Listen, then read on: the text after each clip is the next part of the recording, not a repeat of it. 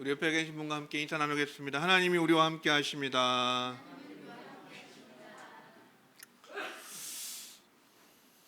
네, 두 가지 서로 다른 질서가 있습니다. 하나는 세상의 질서고 또 하나는 하나님 나라의 질서입니다. 이 세상에서는 높은 지위에 올라갈수록 더 큰 힘을 가지게 되고 누리는 것이 많아지게 됩니다. 이 세상의 질서입니다.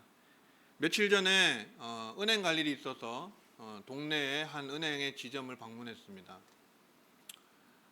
창구에서 업무를 보는 직원들이 열심히 아주 쉴 시간도 없이 1분도 쉬지 못하고 계속해서 열심히 업무를 보는 것을 보게 되었습니다.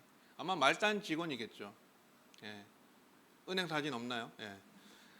말단 직원들은 그 창구에서 업무를 열심히 봅니다. 그죠? 그래서 저도 이제 그 창구에서 업무를 보고 이렇게 보는데 뒤에 이렇게 앉아 있는 분들은 임원들이잖아요. 그 중에 제일 뒤에 앉은 분이 누굴까요? 지점장이죠. 지점장. 이렇게 창구의 업무를 보면서 지점장을 자세하게 이렇게 한번 살펴봤습니다. 지점장 되시는 분을. 그랬더니 뭔가를 모르겠지만 여유 있고 계속해서 컴퓨터 화면을 주시하는 것을 보게 되었습니다. 속으로 저분이 뭘 보고 있을까? 물론 이제 창구 쪽을 향해서 보고 있으니까 그 뭘 보고 있는지는 보이지 않지만 제 속으로는 혹시 인터넷 신문을 보고 계신가? 뭐 이런 생각이 들었습니다. 어쨌든 열심히 쉴 틈 없이 일하는 말단 직원과는 너무 대조적으로 그렇게 여유 있는 모습. 지점장이 한마디 하면은 명령하고 지시하면 가만히 앉아서 명령하고 지시하면 말단 직원들이 아주 일사불란하게 움직이죠. 그리고 그 일을 다 해냅니다. 수행해냅니다. 물론 지점장도 말단 직원일 때가 있었겠죠. 다 거쳐서 모든 과정을 거치고 지나와서 그 자리에 올랐겠지만 이 잠시도 쉬지 못하는 이 아래에 있는 직원들과 비교했을 때 너무 대조적이었다. 뭐 그런 느낌이었습니다. 그런데 혹시 이 말단 직원들도 마음속에는 지점장 되기를 꿈꾸면서 그렇게 일하는 것은 아닐까요? 아무튼 그 흔한 은행의 한 지점의 예를 든다 해도 이 세상의 질서는 높이 올라갈수록 더 큰 힘을 가지고 더 많은 것을 누리게 되는 것이 이 세상의 질서입니다. 여러분, 한국교회 안에 고지론이라고 하는 이론이 있습니다. 고지론 들어보셨어요? 고지론이라고 하는 것은 이런 이론입니다. 그리스도인이 사회에서 높은 지위에 올라가서 하나님께 영광을 돌리고 좋은 영향력을 끼쳐야 한다는 그런 생각들입니다. 여러분 동의하십니까? 어떻게 생각하세요? 그리스도인이 지역사회에서 이 나라에서 높은 지위에 올라가면 하나님께 영광을 돌릴 수 있고 또 좋은 영향력을 끼칠 수 있다라는 생각들입니다. 그래서 그리스도인이 지점장이 되고 사장이 되고 국회의원이 되고 대통령이 되어야 한다. 그러면 세상이 달라질 것이다. 더 좋은 사회를 만들 수 있을 것이고 하나님께 더 큰 영광을 돌릴 수 있을 것이다 라고 믿는 것이죠. 자, 이런 고지론의 관점에서 우리는 많은 간증들을 듣게 됩니다. 간증들을 대부분 들어보면 정말 고생해서 어렵고 힘든 시간을 지나고 거쳐서 마침내 어떤 높은 위치에 올라갔다라고 하는 그런 그리스도인의 간증들을 많이 듣게 됩니다. 정말 그리스도인이 높은 위치에 가야만 하나님께 영광이 되고 이 세상에 좋은 영향력을 끼칠 수 있는 것일까요? 어떤 그리스도인들은 하나님께 내가 영광을 돌리기 위해서 이렇게 내가 그래도 뭔가 어느 정도 입지가 있고 위치에 올라가고 포지션을 가지고 있어야 그래서 나는 그렇게 해서 하나님께 영광을 돌리겠다라고 말하시는 분들도 있습니다. 그런데 혹시 더 높은 지위에 올라서 더 큰 힘을 가지기 위해서 그런 욕구를 그럴듯하게 포장한 것은 아닐까요? 거꾸로 말이죠. 그렇게 해서 하나님께 영광을 돌리겠다 하지만 어떤 나의 욕구를 그렇게 하나님의 영광이라는 것으로 포장했을 수도 있다 그 얘기입니다. 우리가 예수님을 믿어도 이런 하나님의 나라의 질서를 알지 못하면은 고지론과 같은 이런 함정에 빠질 수가 있습니다. 하나님 나라의 질서는 어떠할까요, 여러분? 오늘 말씀해 보면 섬기는 자가 크다라고 말씀합니다. 하나님 나라의 질서는 섬기는 자가 큰 사람이다. 모든 사람의 종이 되는 사람이 으뜸이고 첫째다. 이렇게 말씀하고 있어요. 여러분, 내가 지금 어떤 위치에 있느냐, 어떤 지위에 있느냐, 어떤 포지션에 있느냐라는 것이 중요한 것이 아닙니다. 무엇이 중요할까요?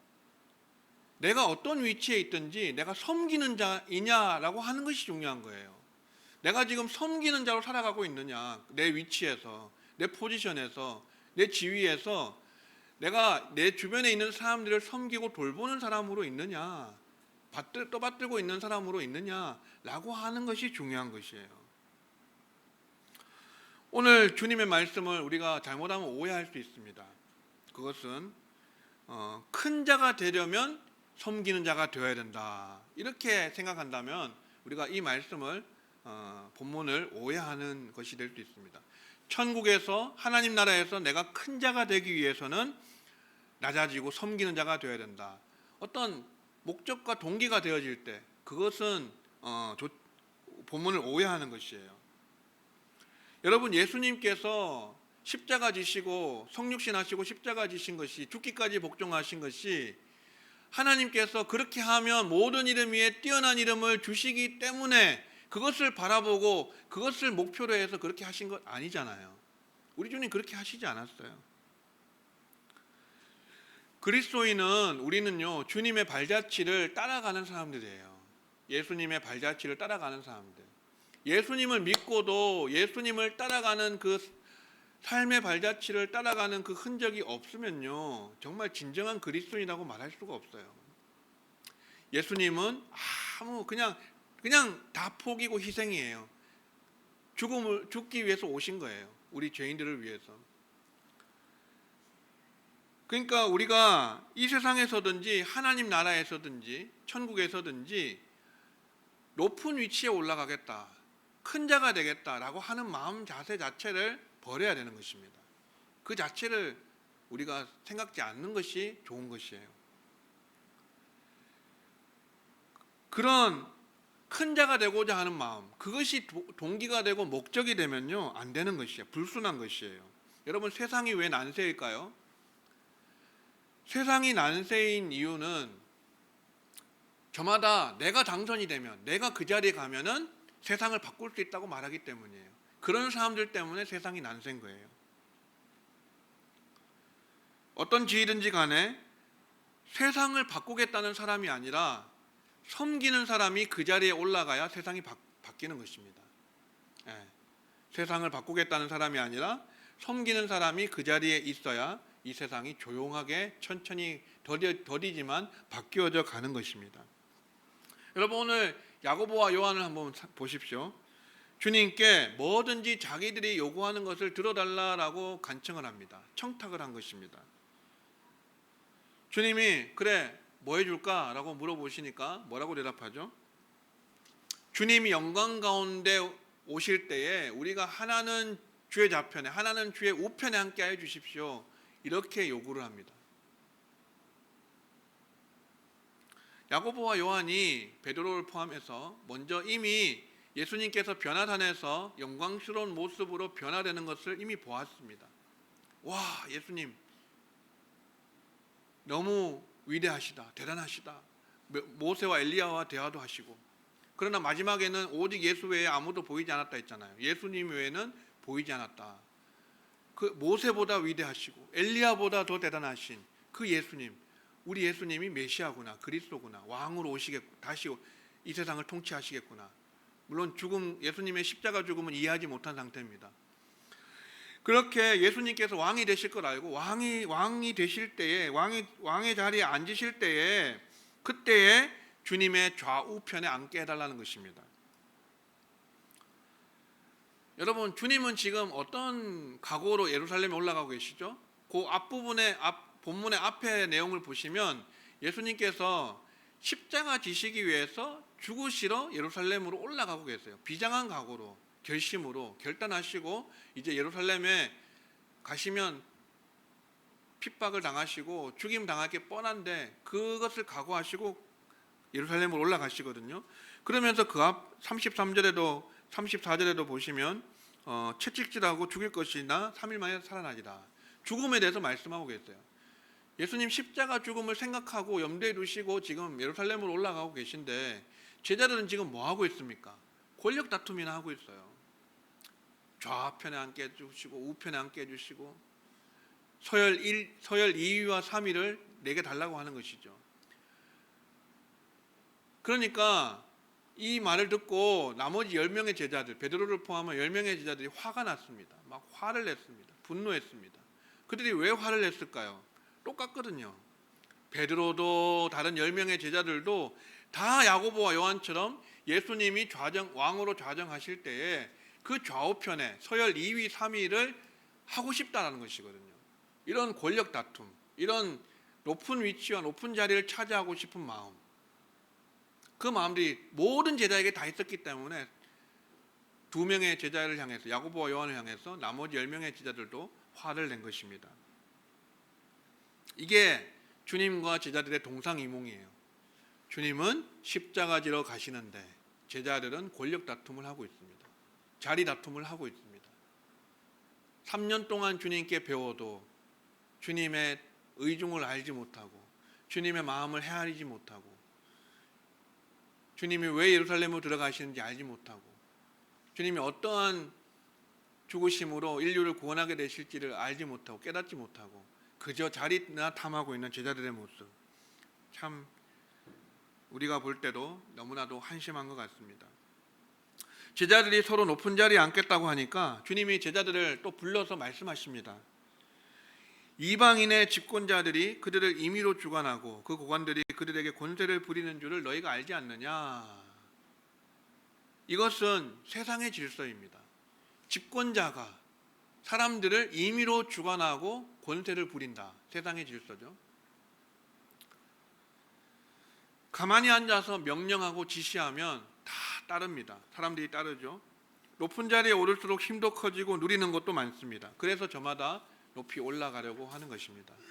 그런데 예수님께서 너희 중에는 그렇지 않을지니 너희 중에 누구든지 크고자 하는 자는 너희를 섬기는 자가 되고 너희 중에 누구든지 으뜸이 되고자 하는 자는 모든 사람의 종이 되어야 하리라. 이렇게 말씀하십니다. 이것이 바로 하나님 나라의 질서예요. 하나님 나라의 질서는 섬기는 종이 되어야 하는 것이에요. 종이 되어야 된다. 낮아져야 된다. 낮추어야 된다. 겸손해야 된다. 섬겨야 된다. 나보다 남을 낮게 여겨야 된다. 이게 하나님 나라의 질서예요. 그 모든 사람을 섬기는 종이 하나님 나라에서는 가장 큰 사람이다라는 것입니다. 이게 하나님 나라의 질서죠. 사랑하는 성도 여러분, 우리는 이 세상적인 세속적인 성공을 추구하지 맙시다. 우리는 세상적인 성공을 추구하면 안 되겠습니다. 고지론이 말하는 것처럼 높이 올라가서 하나님께 영광을 돌리고 세상에 선한 영향력을 끼치겠다라는 그런 꿈을 우리는 꾸지 않아야 되겠습니다. 그러면 뭐 높이 올라가는 것 자체가 나쁜 것이냐? 그건 아닙니다. 그런 것을 추구하는 마음을 우리가 내려놓아야 된다는 것이에요. 하나님께서 어떤 사람을 그 자리에 올리시든지 간에 내가 만약에 하나님께서 그 자리에 위치하게 하신다면 그거는 하나님의 뜻을 이룰 수 있는 도구고 통로가 되지만 내가 그 자리에 올라가겠다라고 하는 마음을 먹는 것 자체가 하나님 나라의 질서와 맞지 않다라는 얘기예요. 내가 지금 오히려 내가 지금 어느 위치에 있든지 낮은 위치에 있든지 높은 위치에 있든지 중간에 있든지 어느 위치에 있든지 간에 내가 그 자리에서 묵묵하게 섬기는 자가 되는 것, 그렇게 되면은 하나님은 자연스럽게 영광을 받으시고 또 이 세상은 바뀌게 될 줄로 믿습니다. 세상은 그렇게 변화되는 것입니다. 섬기는 자들을 통해서 변화되는 것입니다. 제가 이 섬김에 대해서 말씀을 준비하면서 어떤 예를 들어야 될까 많이 생각을 해봤는데요. 오랫동안 우리에게 잊혀졌었지만 요즘 그래도 조금 알려진 선교사님 중에 서서평 선교사님이라는 분이 계십니다. 독일 출신이시고 미국인 선교사이신데 일제강점기 때 태평양을 건너서 조선 땅으로 오시게 되었습니다. 너무나도 찢어지게 가난했던 조선에서 서서평 선교사님은 보리밥에 된장국을 먹으며 또 검정 고무신을 신으며 그렇게 조선인의 친구가 아니라 조선인으로 사셨어요. 조선인으로. 그 가난했던 나라에서, 가난했던 조선의 나라에서 그렇게 조선인으로 사셨던 분입니다. 평생 독신 간호사로 아픈 사람들을 돌보고 또 가난한 자들, 특별히 나병 환자들을 섬기고 돌보는 그러한 선교사님이 어떤 분이셨냐면, 나병 환자의 자녀로서 버려진 그 사람을 포함해서 14명의 고아를 자신의 아들과 딸로 삼아서 그렇게 돌보았던 분입니다. 14명의 자녀들. 자신의 친자녀는 없었지만 14명의 고아들을 돌보았던, 자녀로 돌보았던 분이에요. 그리고 과부, 미망인 38명도 데려와서 한 집에서 생활하면서 돌보았습니다.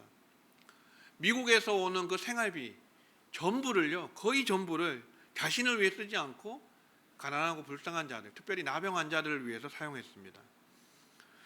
자신이 가진 모든 것을 가난하고 불쌍한 자들을 위해서 나누었던 선교사님이 아주 젊은 나이, 54세 나이에 돌아가셨습니다. 그분은 광주에서 사역을 하셨는데, 돌아가셨는데 54세로 돌아가셨는데, 여러분 그 사인이 무엇이었는지 아십니까? 사인, 죽음의 사인. 만성 풍토병과 과로, 그리고 영양실조였답니다. 영양실조로 돌아가셨어요. 이 선교사님이 남기신 것은요, 담요 한 장도 아니고 반장도 나누어줘서 반장 남은 것이고, 그리고 동전 7전, 그리고 강냉이 가루 2홉, 그것뿐이었다라고 합니다. 그래서 이 선교사님의 부음을 듣고 선교사님과 가까이 지냈던 분들이 선교사님의 지내셨던 집에 가서 보니까 침대 밑에 그분의 좌우명이 이렇게 적혀 있더래요. 좌우명이 한번 보시겠습니까? 성공이 아니라 섬김이다. Not success but service, 이렇게 적혀 있더라는 것이에요. 성공이 아니라 섬김이다. 이것이 그분의 평생의 삶의 목표였고, 그렇게 그런 삶을 살다가 하나님의 부름을 받고 천국에 입성하신 것이죠. 광주 시민들이요, 또 특별히 나병 환자들이 그분 돌아가셨을 때 막 그 장례 행렬에서 어머니를 외치면서 그렇게 울면서 따라갔다라고 하는 그런 얘기가 있었습니다. 세상적인 성공을 추구한 것이 아니라 주님을 본받아서 섬김의 삶을 사셨던 서서평 선교사님과 같은 그런 삶이 수많은 조선인의 마음을 울렸습니다. 그리고 지금도 우리에게 감동과 감화를 주고 있습니다. 이것이 바로 세상은 어떻게 움직이는가, 성공한 사람을 통해서 움직이는 것이 아니라, 높이 올라간 사람을 통해서 움직이는 것이 아니라, 오히려 섬기는 사람, 섬김이 어떻게 세상을 움직이고 바꾸는지 그것을 잘 보여주는 실화인 것입니다. 사실 섬김은 우리에게 달가운 것이 아닙니다. 섬김은 힘이 들고요, 희생해야 되고 포기해야 돼요. 나 자신을 내려놓아야 섬길 수 있어요. 섬김이란 단어를, 원어는 디아코노스라는 단어를 쓰는데, 이 디아코노스는요, 디아코니스에서 왔어요. 근데 이 디아코니스라는 단어 뜻이 먼지 속에서 일한다는 뜻이에요. 그 당시 팔레스타인의 열악한 환경에서 먼지가 많은 곳에서 일했던 그 노동자들, 노예들을 가리켜서 쓰는 말이었어요. 그런 말에서 온 것이 섬김이란 단어입니다. 디아코노스. 남을 위해서 먼지 속에라도 들어가서 온갖 굳은 일을 해야 하는 것, 그것이 섬김인 것입니다. 만약에 나의 행복을 최우선으로 추구한다면 섬기는 삶을 살 수가 없어요. 내가 행복해야 되는데 어떻게 섬길 수 있겠습니까? 자신의 행복보다는 타인의 행복을 더 우선시하는 사람이 섬길 수가 있죠. 이처럼 섬기는 일은 어렵습니다. 그러나 섬김에는 영광이 있습니다. 어떤 영광이 있을까요? 하나님의 나라에서 주님께서 칭찬하시고 인정해 주시고 큰 자라고 말씀해 주시는 그런 영광이 있어요. 물론 우리는 그것을 목표로 해서 섬기는 것은 아닙니다. 하지만 주님의 위로와 상이 있고 칭찬이 있습니다. 그런 영광을 덧입혀 주신다는 것이죠.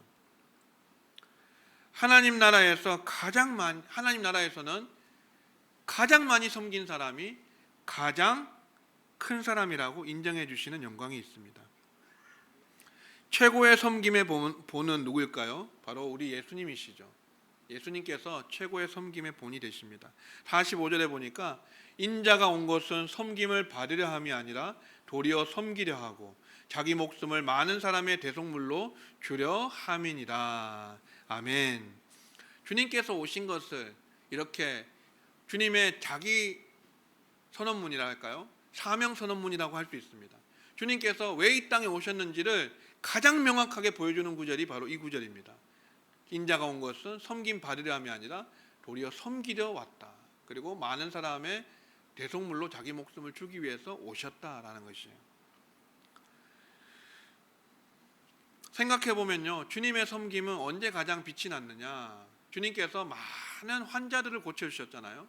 많은 병자들을 고쳐주시고 상대하시고 그들을 돌보셨는데, 주님께서 물론 말씀으로만 고쳐주실 때도 많았습니다. 내 믿음이 너를 구원하였느니라, 이렇게 말씀만 하실 때도 있었지만, 주님께서 나병 환자를 고치실 때 그 나병 환자를 만지시면서 고치기도 하시고, 손을 잡아서 일으키면서 병자를 고치기도 하시고, 또 치매, 진흙을 이겨서 눈에 발라서 볼 수 있게도 해주시고, 그런 영혼의 대의사가 되신 우리 주님께서 아프고 병든 사람들을 위해서 그렇게 수고롭게 친히 수고하시면서 병을 고쳐주시는 모습들이 섬김의 가장 빛이 나는 모습이 아닐까 생각이 됩니다.